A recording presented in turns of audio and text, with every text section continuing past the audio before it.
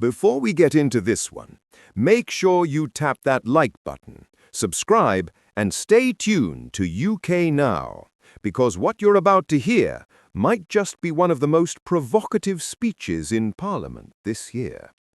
Picture the scene. The House of Commons, almost completely empty.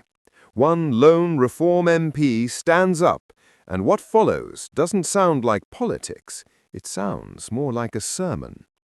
He begins by reminding everyone of something most MPs probably don't even know, that the Commons chamber itself was once a chapel of the Church of England. The Deputy Speaker's chair, he says, sits right on the old altar steps. And those dispatch boxes? There where the lectern used to stand.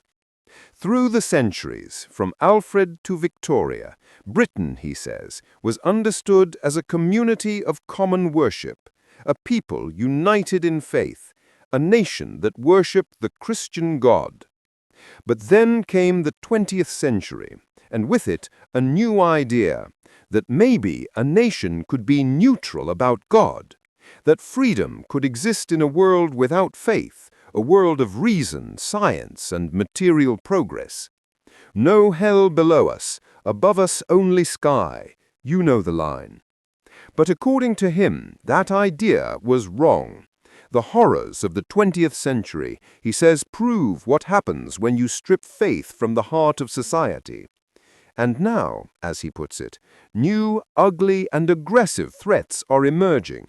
Because when you remove one religion, you don't get peace or tolerance. You just make space for something else to take its place. And here's where he gets bold and controversial. He says two faiths are moving into the space Christianity once filled, and one of them is Islam. Now, to be clear, he doesn't launch an attack on Muslims. In fact, he often agrees with Muslim colleagues in Parliament on moral and social issues.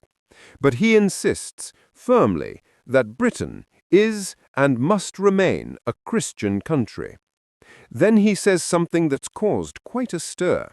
He says he cannot be indifferent to the growth of Islam in recent decades.